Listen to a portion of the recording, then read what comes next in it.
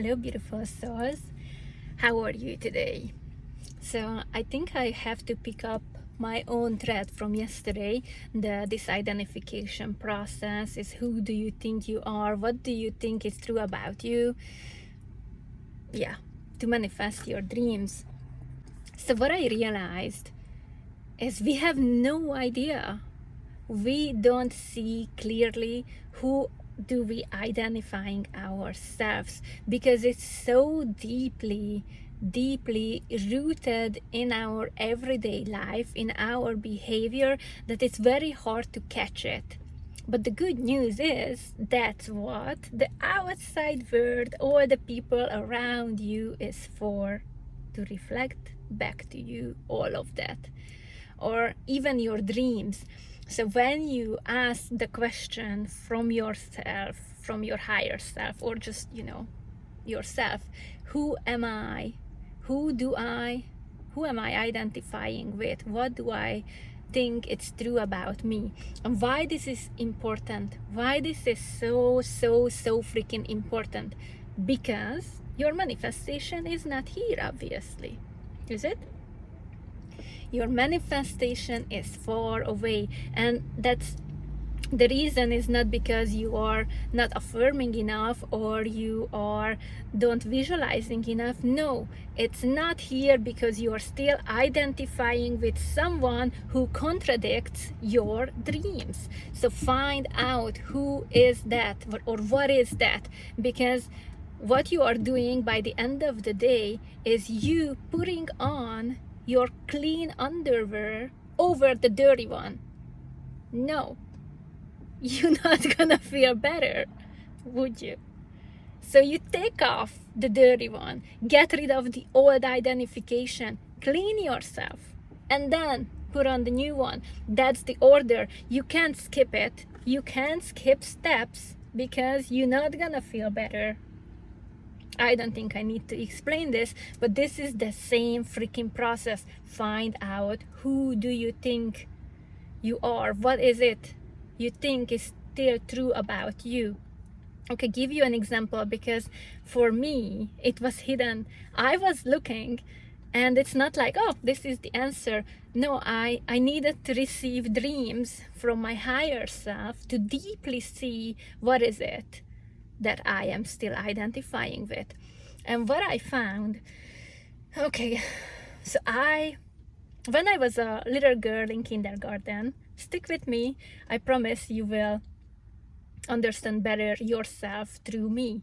So during kindergarten years, I was this popular little girl, teacher's favorite. I had three boyfriends. I was this free spirit who get away with everything. I never needed to sleep during nap time because one of my teachers just loved me and always brush my hair, braid it, and just give me this special treatment what nobody else received.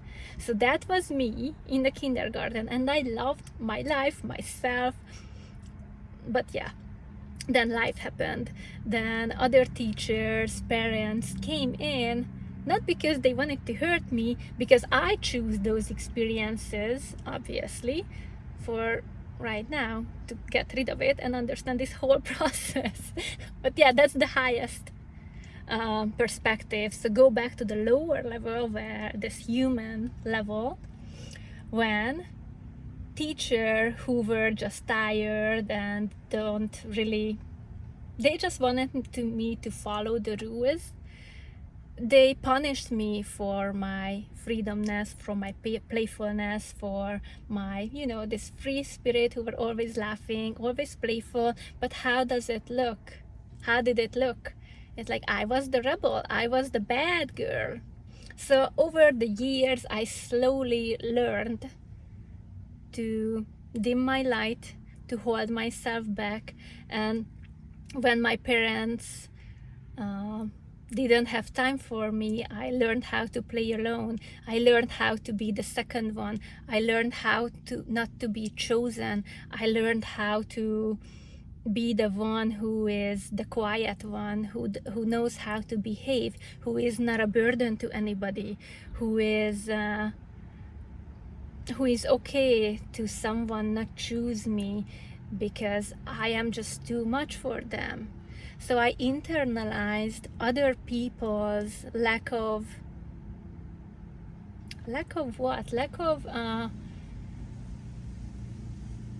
of dealing with me. So because when people don't know, unhealed people ruin people, healed people heal people.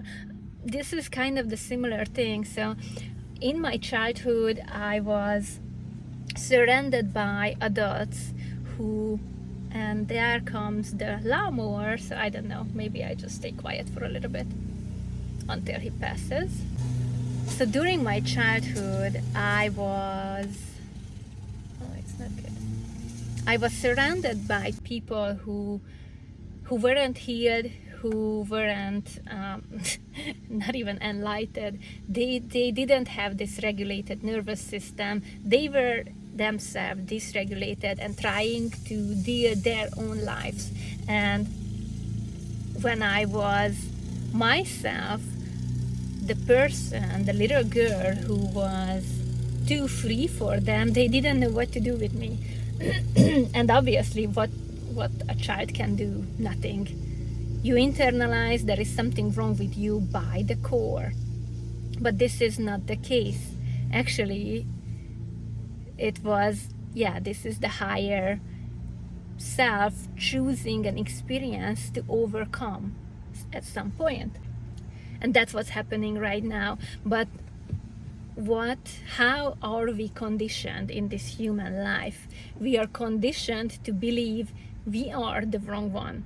We are the one who is by core is ruined, by core are not good enough, by core we are not worthy, we are, there is something wrong with us by core.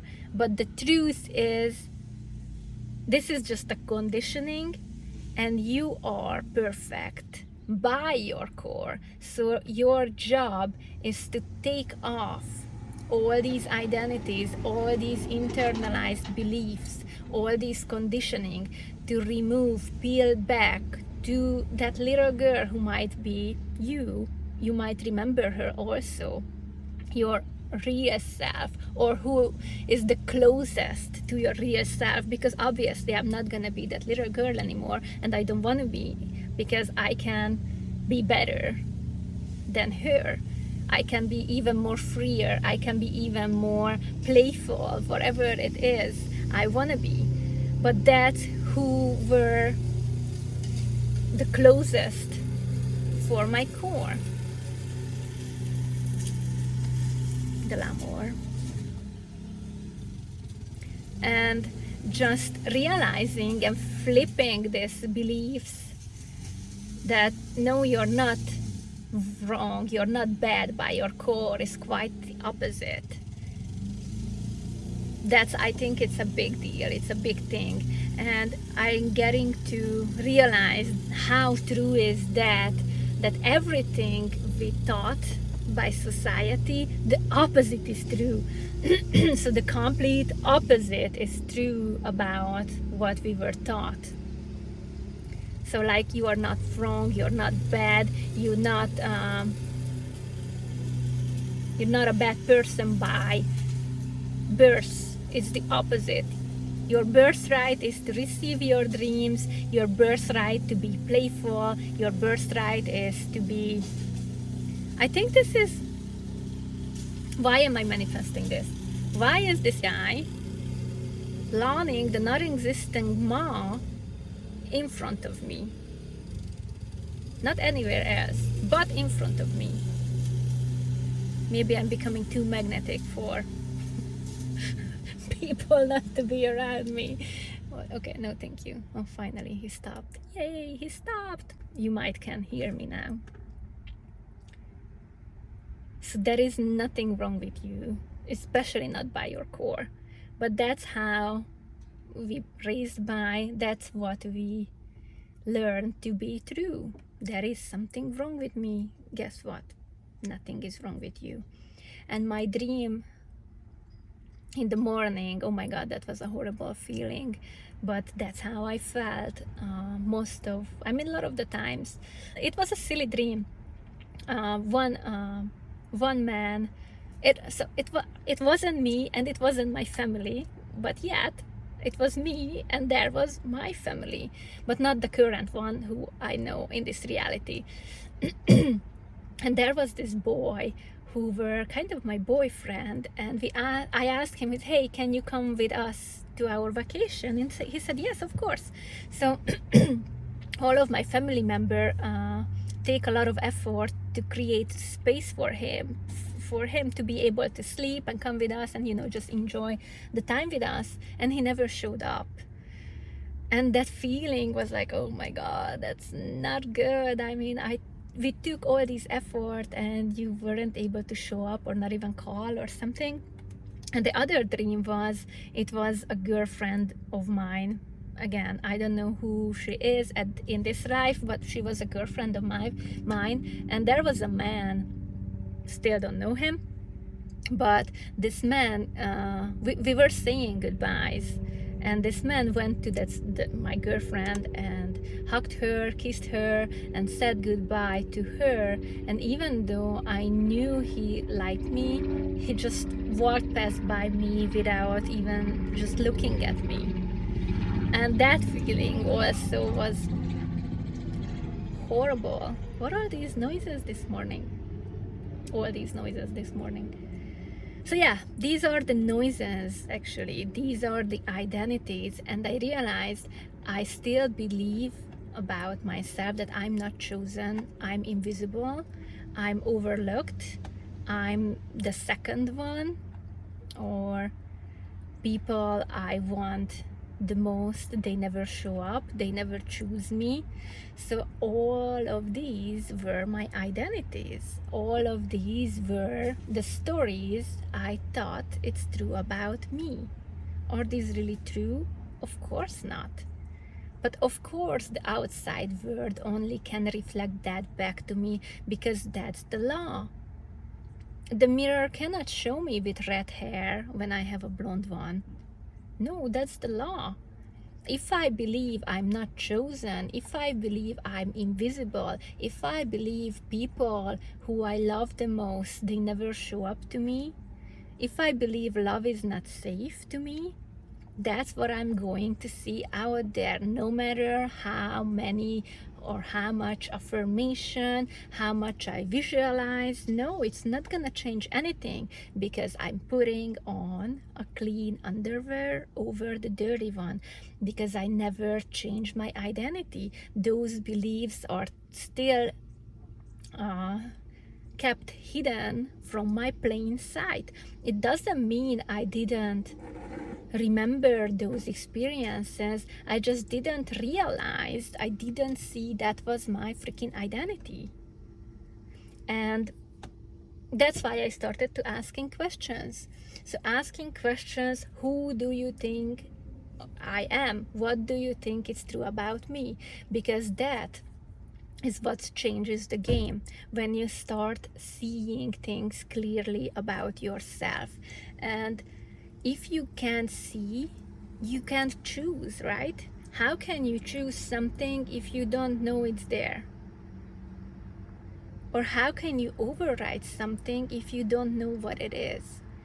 So it's very crucial in the manifestation process, or in ascension, or call it whatever you like, because by the end of the day, it's gonna be the same, you walking back to yourself. And when you reach that point, you can manifest.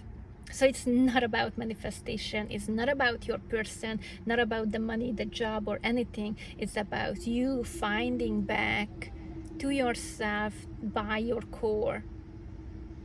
And then from that place, you can manifest, because you're gonna learn a lot. This field is you are the dream weaver, you are the dream itself, you are writing your story. You learn how to write your story, but first you have to see and be familiar what is this story you are playing out over and over and over again.